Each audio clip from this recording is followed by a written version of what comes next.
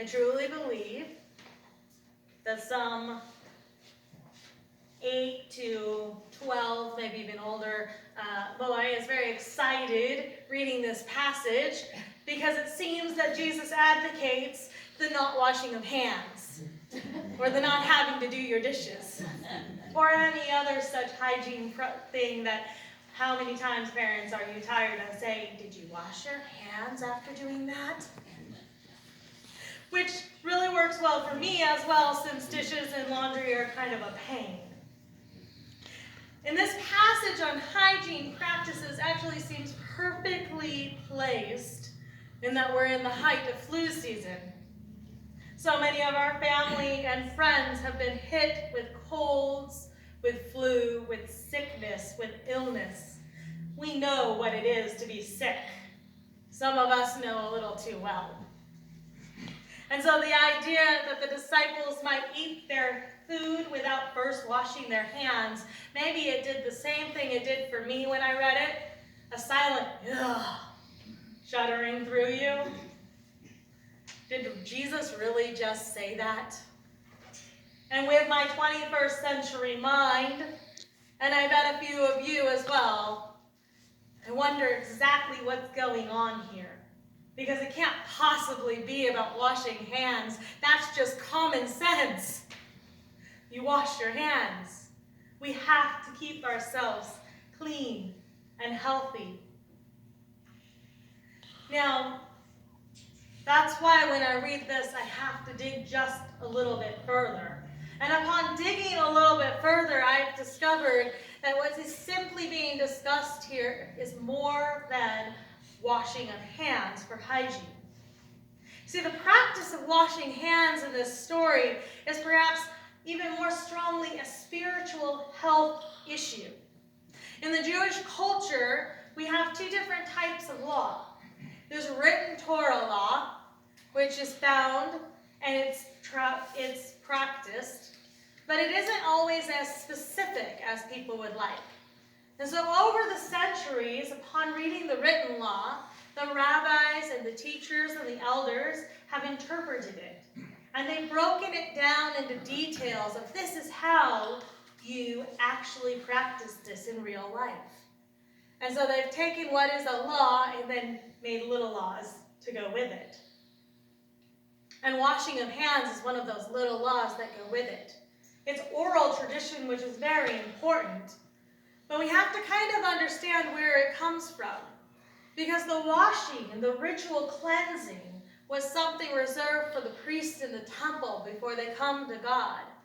But as that understanding of bringing God out of the temple and into your lives, as the hunger people have to connect to their Lord has grown, so has that washing of hands.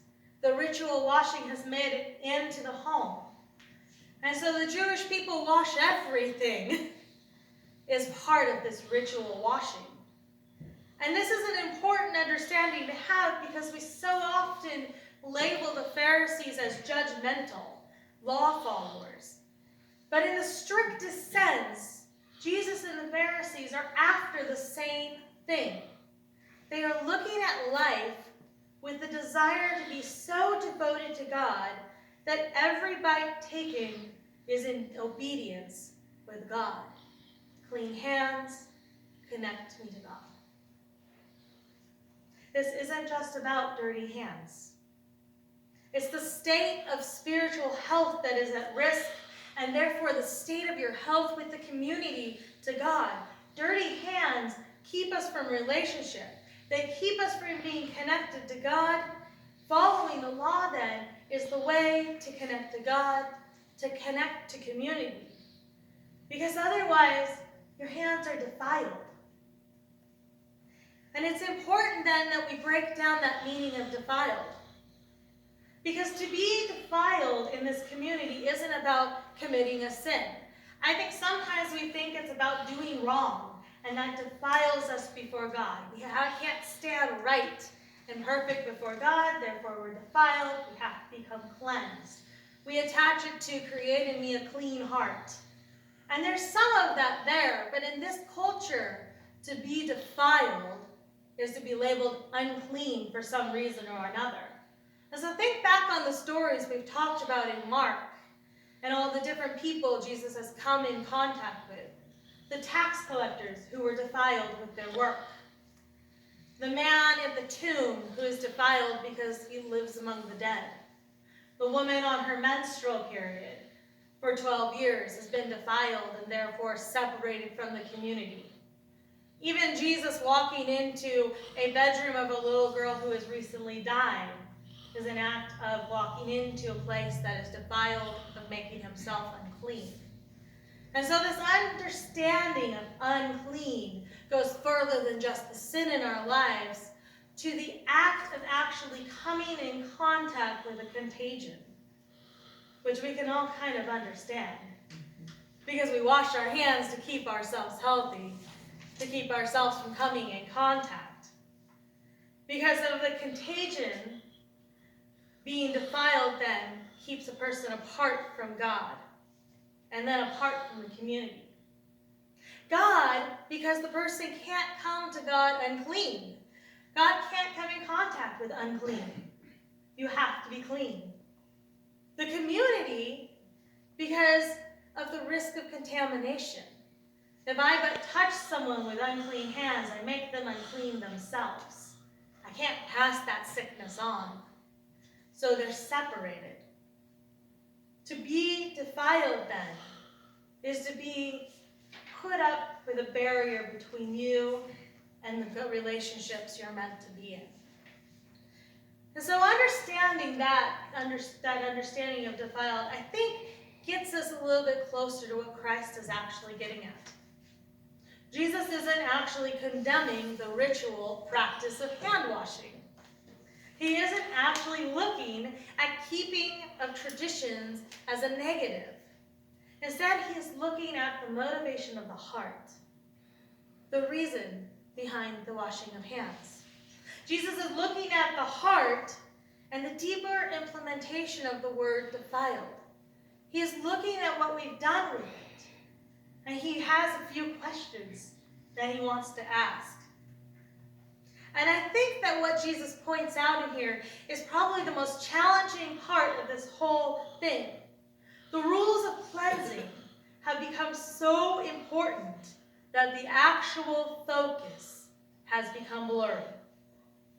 To explore this, Jesus uses the example, honor your father and mother. Here we have the core of what Jesus is saying. For honor your father and mother is written in the written Torah. It's part of the law that the people are meant to follow. And yet, the Pharisees say, if you have to give Korban, then you give Korban. And Korban is the offering of your money to God. So you tithe to God. That's part of how you honor God. And what the Pharisees say is if that means you have nothing left to give your father and mother, you have nothing left to give your father and mother. Because it's Korban. It's giving to God. And we're meant to give to God. I'm giving this to God as an offering is how they justify not taking care of their parents. And Jesus challenges this whole perspective, linking the act of caring for father and mother with honoring God. What good, he says, does it do to tithe if your parents are hungry? There's a misunderstanding in here of what it means to honor God. Because the way you honor God is to take care of the other. To take care of the ritually unclean, to take care of the neighbor. And what Christ is saying is if you can't do both, you should take care of the others. The Pharisees would say, I am separating myself from people who are not ritually clean in order to give honor to God. The reason you follow the Torah, written and oral, is because it shapes the value you have for the world around you. Ritual washing of hands are ways to keep you close to God, to keep God in mind at all times. How much powerful can it be to wash your hands use them to eat and realize how close you are to God at that moment. This liturgy that they follow, these traditions that they have, hold value in that they help you give honor. But Jesus says you give honor to God when your heart is pointed in the right direction. The shape of your values have to go beyond wanting to appear right before God. They have to go beyond holding the moral high ground. One of the ways that hits close to home for me is when I first started in ministry, I went to a group of youth directors, and we often gathered together to talk about, what if a youth person in your group says this, or how do you direct people in this way? And I don't know what was going on in the life of this one youth director, but he pipes up one day and he says, what if you have a young woman come to you and say, Pastor, I have a problem. I'm pregnant, I'm scared, and I'm going to go get an abortion. What do you go and do in that moment? How do you respond? It hit really close to home because as we went around the table, the moral high ground was very clear to all of us. This life that the young woman would have is important, is valued, is wanted by God. That this young woman is also important, valued, and wanted by God. And each of the directors said what you would hope the pastor says, right? I would tell her about adoption. I would tell her about choice. I would try to convince her otherwise. I would convince her that her choice and her behavior and her decision needs to be for God. It needs to be for this moral high ground. And there was a pressure they wanted to put on this young woman to not go do that. And as I listened, I understood, because what a tough thing. But it became very clear to me one thing, and one thing for sure. If a young woman came to me saying, Pastor, I'm scared. I am alone. I need someone to sit with me. I don't know what to do. Will you sit with me? Will you be with me? But no matter what my moral high ground says, I go and I sit with that young woman. We can talk about life. We can talk about scripture. We can talk about God's love for her child. We can talk about all of that. But at the end of the day, I sit with her. I sit with her because God loves her. Because no matter what choice she makes in her life, God will never stop loving her. I sit with her because God values her. Because no matter who she is and what she does, God values her. I sit with her because I need her to know that. In a time when she probably feels the least valued, the least loved, the least wanted, I sit with her. My moral high ground can sit on a shelf in that moment. Because here's a young woman who needs me. It was very hard to admit in this room, but the more we talked, the more sure I was. My laws, my feelings, my sense of right and wrong don't mean anything if they don't honor the person in front of me. I have to love the people God puts in my life, and I have to let them know that they are loved.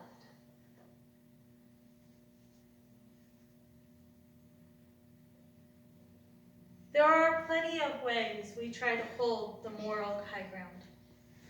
Plenty of values that get pressed upon us as Christian values. There are plenty of rules and agendas that we are told we need to uphold for the sake of God. Plenty of ways we would consider someone unclean before God. But where is our heart really pointed?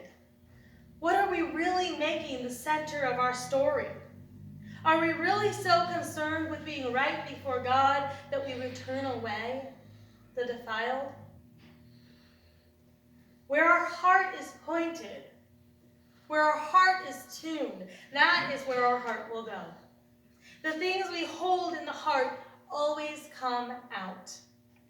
What matters is what we put in the world. You know, there are lots of ways of getting at the same understanding of our mission, but our mission doesn't change. Love God, love your neighbor. That's the commandment. That's it.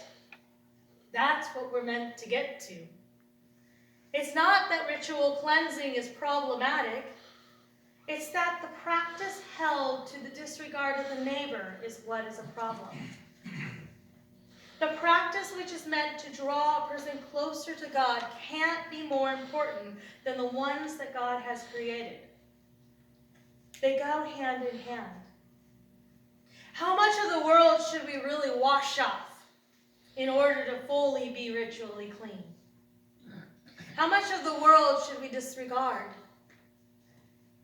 And this is the challenge.